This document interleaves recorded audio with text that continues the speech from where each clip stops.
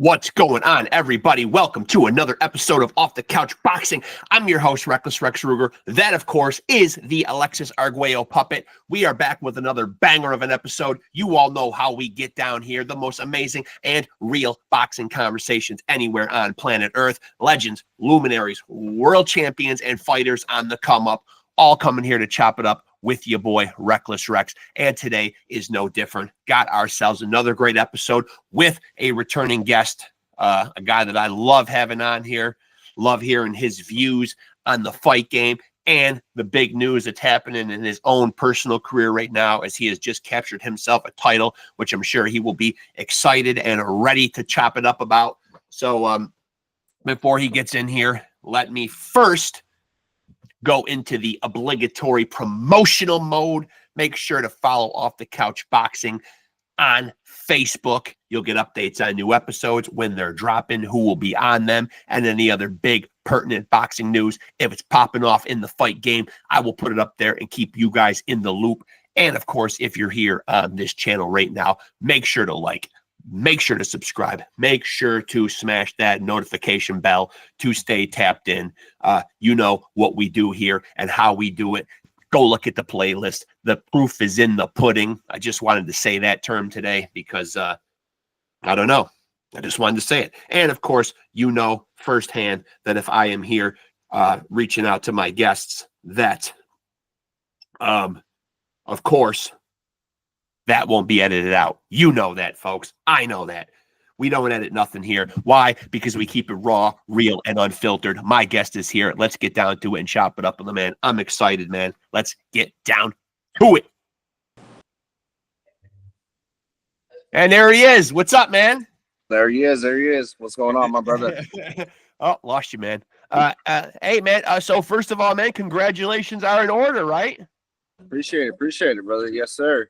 And so for people that don't know, man, you know, alert everybody to what has happened in your career recently. Like you just had a fight on June 13th, and big news, right?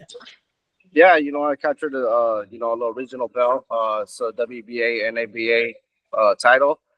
So that was a good win. I went over to Philly, fought this guy Brandon Pizarro in his hometown, and you know, I thought I did it in pretty convincing fashion. It was a majority decision. You know, in my opinion, it should have been a unanimous decision, bro. But I mean, you know how it is, man. You go into enemy territory, bro. They're gonna do whatever they can to give their hometown guy the dub, man. But that should position me to something solid. So I'm looking at maybe late September, October right now. What do you feel, man, like when you go into, man, like you like that role, or were you nervous, man? Because, and we probably talked about this on the last episode, right, we do still see a lot of bad decisions. We do still see a lot of crazy scorecards. Yeah, you know, you mentioned it yourself. You're going into his hometown of Philly. He's a Philly fighter. Are you nervous when those scorecards are being read? Oh, when the scorecards are being read, well, I mean, going into the fight,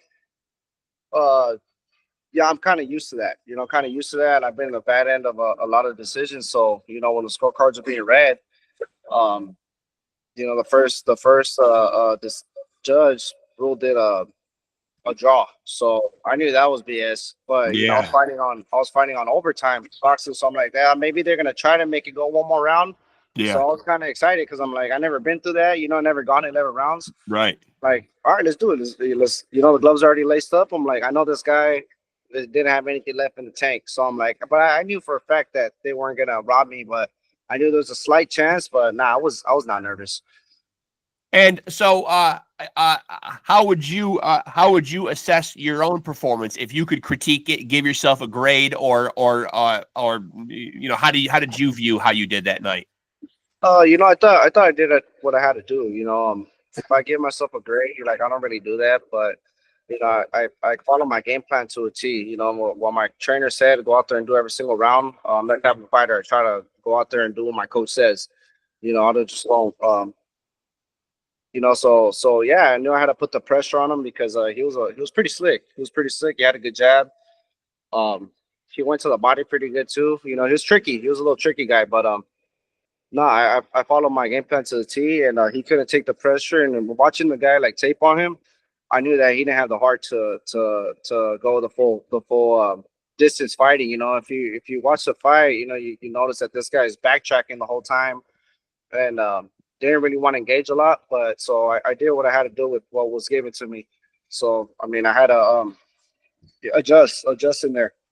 Would you say going into the fight, and I don't know if this has to do with going into his backyard or whatever, but would you say chances are that you were the underdog in that fight? And if you were, is that a role that you like? You know what? I'm always the underdog in every single fight. You know, Yeah, that's yeah, what it feels like. You know, but yeah. I've been in that position most of my amateur career, so I'm used to it. And I knew I thought everything was gonna be like a little bit more. You know, I thought I was gonna get booed more. I thought it was gonna be more shit talking. I thought, Right, right. so I was ready for all that. And honestly, I've been through that already, so it doesn't really bother me. Yeah. Uh, but yeah. So like I said, yeah, I've been through it like many times in my whole amateur career. Every single fight that I went in against the top national champion. Oh, this guy doesn't have what it takes. You know, he's not gonna win, whatever. But I'm used to shutting up the critics, and I shut up most of the critics out there in Philly, man. And I did what I had to do. I too can sympathize, Israel, because I am the underdog in the boxing podcast world, and it is frustrating. It is frustrating. I am not Ellie Seckback. I am not FightHype.com. I am grinding here. I am grinding and hustling, but I will put my playlist up against any of those big podcasts. I've ran down damn near everybody that I've wanted to run down. Good, good, man. Yeah, no, Yeah. congratulations to that, man. And you're a great podcaster, and you know, but I like that role. You know, like I said, I like that role. Yeah. It's kind of like I feel like me for myself. It's like an advantage almost. You know, it's Yes. almost like an advantage because there's tape out there on me, but then even still, like even like when I'm in the gym, you know, like say I'm sparring or something, there's always that one guy that's always like, oh yeah, I can take his ass, right? Yeah. Yeah. All right, get your ass in here. You know, we'll see Yeah. how there's a whole different story. So It's kind of nice to be slept on. It's kind of nice to be slept on a little bit. a little It bit. is. Yeah, it is. And so you know, you mentioned the position that this puts you in. Explain to people what that position is, and do you feel like now, you know, winning this NABA belt, that this puts you in line for a world title fight? Yeah, yeah. So 100%. Yeah. So I think that this one gets me ranked. They haven't updated the rankings yet, but I think I'm like somewhere in the top 10 Yeah, for the WBA strap. So yeah, so that puts me up there, and you know, better paydays, better more exposure, you know, bigger fights. So that's all that means, man. So I'm gonna just continue grinding and, you know, putting my head down and let them sleep. When I win the title, the world title, they're still gonna say I'm not good. So I don't really right, don't care what people say. right. I'm You gonna just damned do if you what I do, do. you damned if you do, damned if you don't. Right? I mean, Yeah, right. So I mean, that's that type of deal, man. But it's the sport we're in. You know, I know this is the business is like that. So you know, I don't get bothered or get caught up too much on what people say. I just go out there and just prove them wrong every single time, man. That's it. now, when you look at the 140-pound division, you know, you said more than likely, you know, this will put you in the rankings in the WBA. When you look at the current bell holders at 140 pounds, and I know you have to go like where you're ranked or whatever, but are there any of them stylistically that you like matching up with? Obviously, the WBA is currently Gary Antoine Russell, but you know, Ring Magazine and WBO is Teofimo, who you have history with. Yeah. I mean, I like that fight too. Either or, you know, I like Gary Russell or Teofimo, or even the other guy. What's his name? Albert. Hitchens. Yeah, Hitchens. Oh yeah, Fine. Richard Hitchens has the IBF, and the WBC is Albert Puello. Yeah, that guy's pretty good too. So those guys are all top level guys, and I think I can compete with all of them. So it doesn't matter which order. You know, I want them all, bro. I want the smoke, and then my you know, my style is perfect for anybody, man. So it's a very troubling style, and it's just getting better. We're just developing every single day. You know, I'm here at the gym right now, the beautiful Yeah, Ford gym. You know, we're out here grinding, man. So you know, working. never Yeah, stops. yeah. And now, will you call 140 pounds home for a little while, or do you eventually have? And I may have asked you this the last time. Do you have designs on exploring other weight divisions? You know what? For now, 140, I make it comfortably. Like walking around, I'm very, very light. Um, so yeah, I think it's good right here. You know, I would only move up to 147 just to do like certain fights. Like for instance, a fight, a dream fight for mine has been Ryan Garcia. You know, everything's going on, his injuries, all that stuff. Yeah, Yeah, that's gonna be possible right now. But you know, that is a fight that I would love to entertain at 147. You know, so certain fights that I want at 147, they're there just because I'm, you know, I've been wanting fights like that for a long time. But 140 is my weight, man. Now, I always like to get your views, of course, on your own career, but I always like to get you, because you're an outspoken guy, I like to get your views on what's popping off in the fight game, all around the board. Canelo and Crawford, now we are going to see it, man. I may have asked you this the last time, man, but how do you see that fight shaking out? I mean, I have to go with the bigger guy, but it's not just bigger guy. He's skilled also. Canelo, he's proven time and time again that he's on a different level. So and the experience. So I have to lean more towards Canelo, but at the same time, Crawford. We got to think about what's motivating him for this fight. Of course, the money, but at the end of the day, he's a competitive guy. I don't see him taking any fight that he doesn't know that he's gonna win. So I know in his mind, he's convinced that he's gonna win, and he's skilled enough to do it. And in this boxing game, better than I do, Rex, that you can't say never. Because we've been proven wrong Right. so many times. So there's a high possibility that Crawford could win, but this time maybe it'll change. I gotta lean towards Canelo.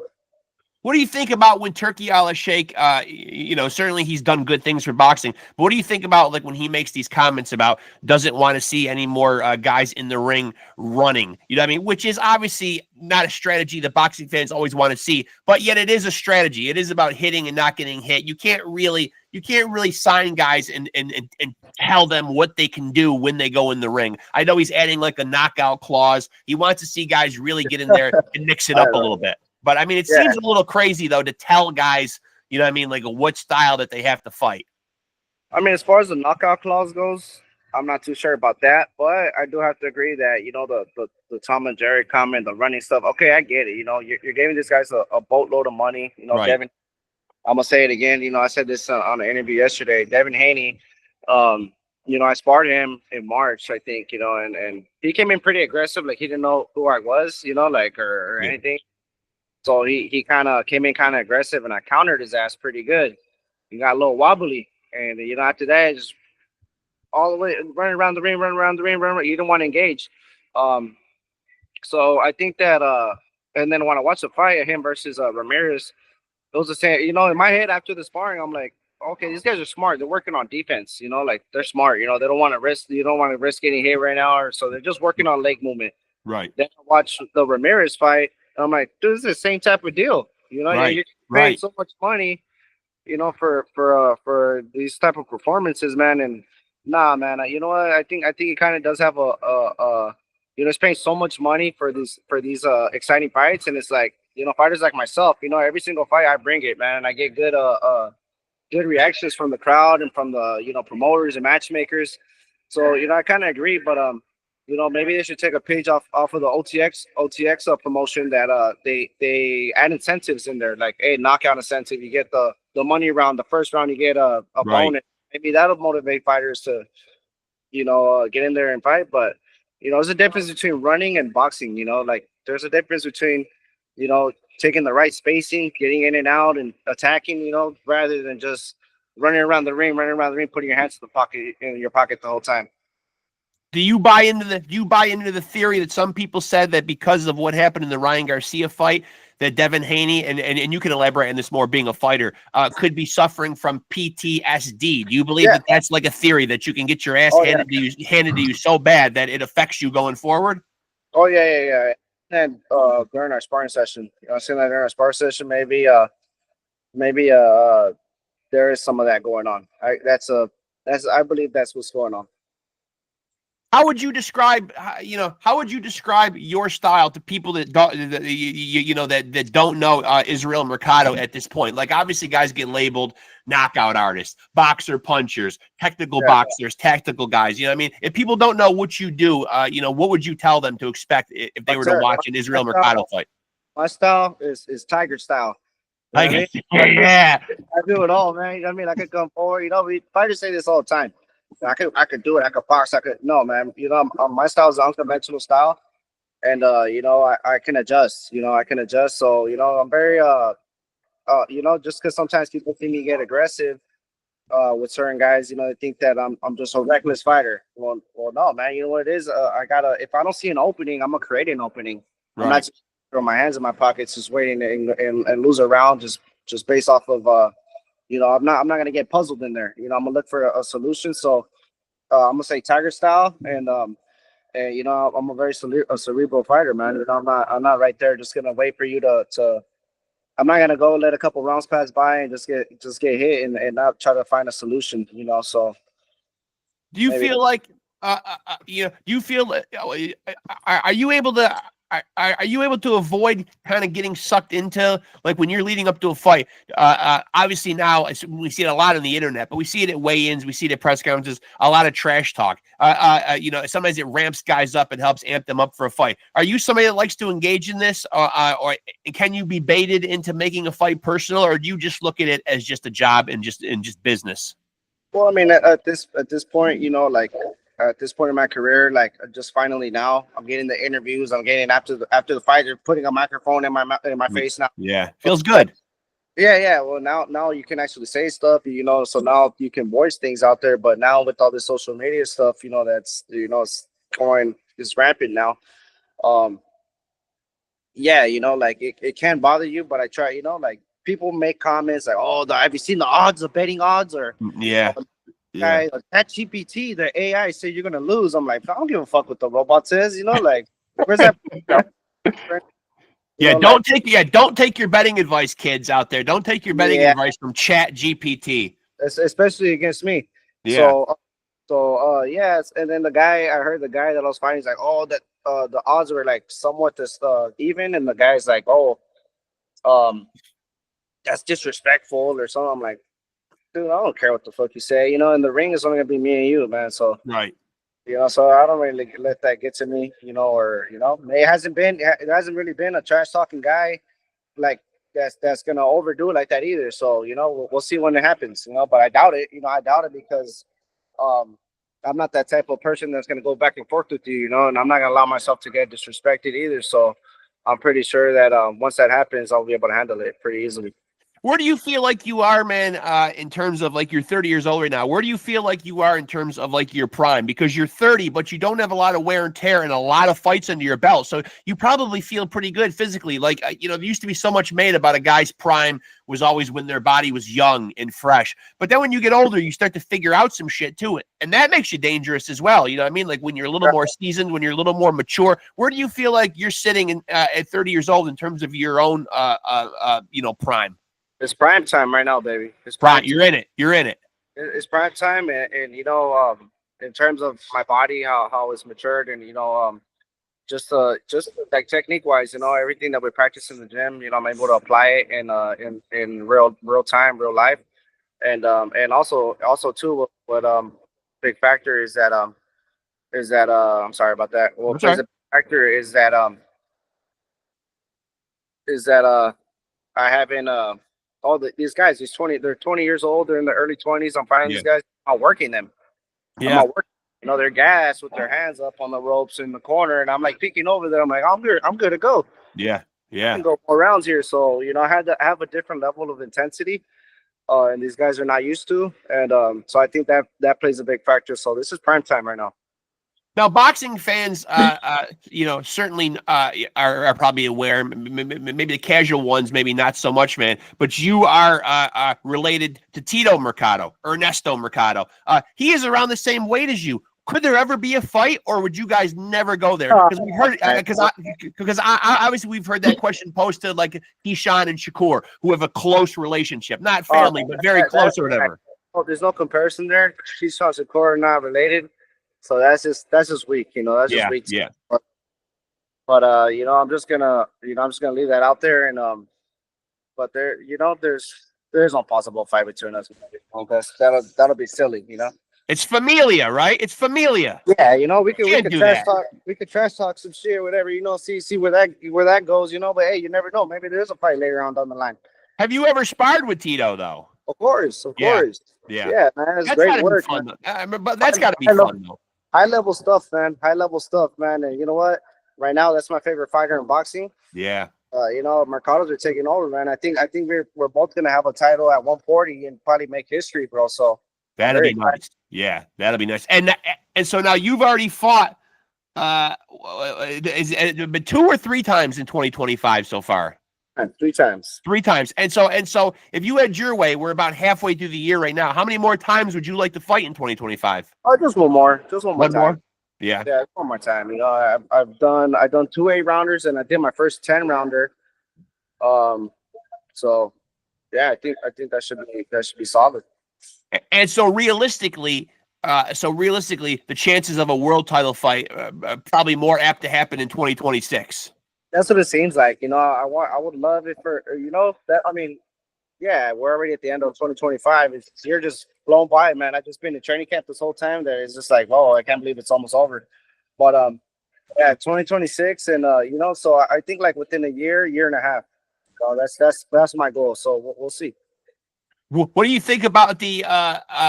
I may have asked you this the last time, man, but like, where do you stand on these? Because there is one coming up this weekend. I don't know if I'll have this episode up by the time it happens. Probably I will. But Jake Paul fights. You interested in these? Do you watch these? Do you think he's good for boxing? I think it's cool. I think it's cool. I don't hate on it. I don't hate on it. He's bringing more fans to the sport. He's also paying other fighters. What they've never been paid before. Is giving guys a shot. This guy Chavez is going through a lot of demons and stuff like that. So, I appreciate him coming out here and giving guys a shot and giving them a platform. So I'm not hating on it, man.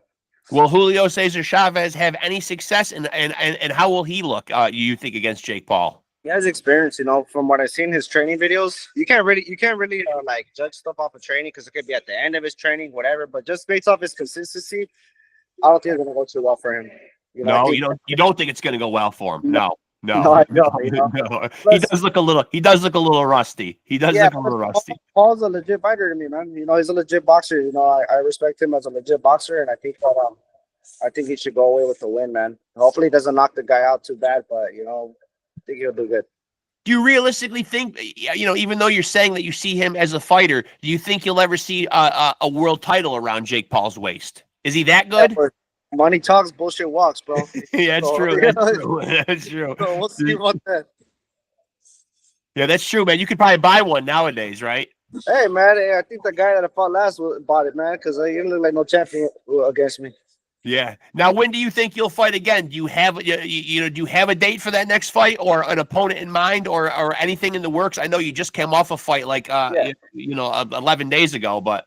Yeah, that's funny. That's funny you say that, man. Because directly when I hopped off the ring, man, I already had people asking me, "When's your next fight?" Man, I was like, "Oh shit, yeah. Let me catch my breath." Yeah. But no, dude. You know what? I talked to the matchmaker. I think we're gonna do something late September or in October.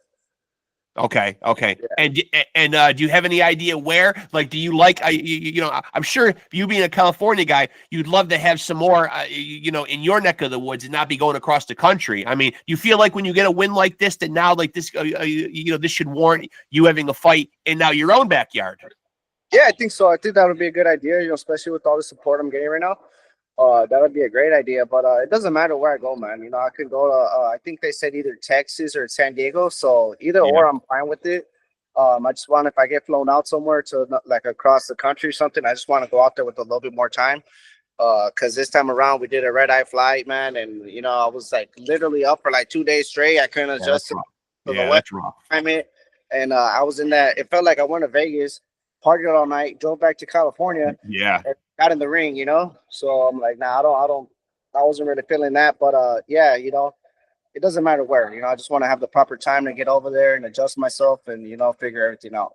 Now, you talked about in this fight against Brandon Pizarro that you just had, that you were able to execute your game plan. What was the game plan going in? The game plan was be myself, be myself, do what I do. We knew these guys were probably underestimating us. So be myself, be the usual tricky guy with the jab, with the movement. But then, at some point, since this is my first 10-rounder, I wanted to kind of pace myself and then later on break his ass down. But we started breaking him down a lot earlier than expected. Yeah. So we just had to adjust a little bit, but we followed the game plan to a T. Are there any fights coming up? I know I just mentioned Jake Paul and Chavez. Are there any other fights coming up, though, as a fan that you're particularly looking forward to? Obviously, a lot's being made about Crawford and Canelo. That's in September or whatever. Obviously, that's getting a lot of attention right now. Right now, I'm actually not even like too keen on what's going on right now. Like, I just You've been in the zone. You've been in the zone. Yeah, I gotta tune back in there, man. But no, I watch all fights, man. I watch bare knuckle fights. I watch UFC fights. I even watch the slap contest. I watch all that shit, man. You know, The so slappers too, huh? You watch the slappers. I watch all that shit, man. I watch all that junk. So any fight, man, that's going on, that's what I'm watching. So yeah. Listen, bro, I'm super happy for you. I know you're at the gym. I know you're there to grind and you're there to work, man. So, I'll cut this one short, man. I appreciate you coming on here, jumping on me, catching up, celebrating the victory, man, celebrating bringing the title back, man. And as soon as you got verification on that next fight, man, hop on here and we'll do it again, my friend. Yeah, man, 100%, man. Yeah, you always got a platform here, man. You always got a platform here. I'm a fan, bro. Thank you, brother. Appreciate it. Yeah. We'll talk again soon, brother. Again, congratulations, man. Thank you. Be easy, man. All right. Later, brother. And there he goes, folks. Israel, Bad Ways Mercado. Congratulations to him, man. Bringing home that NABA super lightweight title June 13th. At the time of this recording, it is June 26th. So 13 days ago, not even 2 weeks, man. He won a majority decision, one blind judge, did have it a draw. And I will call him out on that because, anytime I'm going to have a guy on here, I will go watch his fight. I watched the fight, no draw. Close fight, certainly, but definitely not a draw. So I'm sure that was probably a little bit of a pressure moment when he hears that first score announced or whatever. But you know what, man? Nowadays in boxing, and I know I've said it on here a million times, and I hate to be hypercritical of judging and scoring, man, but it is a perpetual problem nowadays, though, man. I mean, guys are winning fights and they're winning them. It's a clear-cut victory, but they still got to be holding their breath and having that lump in their throat, like wondering, like, oh shit, is this gonna go my way? You know what I mean? And a fighter should be able to put on a clinic and put on a great performance and beyond a shadow of a doubt that he's won. So boxing, I implore you, we've got to figure something out. We've got to do better. We've got to do right by these young guys, man. Their future, their financial futures are at stake here. We got to make sure that we're getting this stuff right. There's got to be a better system of checks and balances. There's got to be guys called on the carpet about their decisions, why they scored the fight the way they did. And I don't want to go off on that tangent. Certainly, we're here to celebrate the fact that Israel Mercado just won a title, 30 years old. As he says, he feels like he's in his prime, poised for those big fights at 140 pounds, which I think he is certainly now deserving of. He has history in the amateurs, I believe, with Teofimo Lopez. That's an intriguing fight. Richardson Hitchens, Gary Antoine Russell is the current WBA champion, and that NABA title that Israel just won is linked with the WBA, so it looks like he will get ranked there. So that's a very viable fight right there. And of course, as I said, Albert Puello has the WBC. Again, just to recap, WBO and ring is Teofimo, IBF Hitchens, WBA Gary Antoine Russell, WBC Albert Puello at 140 pounds. So a lot of options out there, man, and I hope he really lands one of them because he really is one of the good guys in the sport, man, and an awesome guest. And always love talking to him, man, and just even about his own career and hearing his insights on other things that are popping off in the fight game too. So great catching up with him, and again, big congratulations to him on a big win, man. And I'm super happy for him that he's actually captured himself a title. This will now put him in line. And he will be able to parlay this into some bigger endeavors, bigger opportunities. So super glad for him. So again, hope you guys enjoyed that episode. A short one because I know he's at the gym and he's down to get back in there and start grinding and working again. Probably even more motivated now that he's got a strap. So he's looking for bigger and better things. And I'm not going to keep him from that. But just great to catch up with him for a couple minutes. We'll definitely have Israel back on again. So shout out to him. Appreciate him doing it. And again, make sure to stay tapped into this podcast. You know how we do it. That's why we are the undisputed, undefeated heavyweight champion of boxing podcast. And the good news is you too can be a champion. All you got to do is continue to stay tapped in with Off the Couch Boxing and continue to roll with the champs. Peace.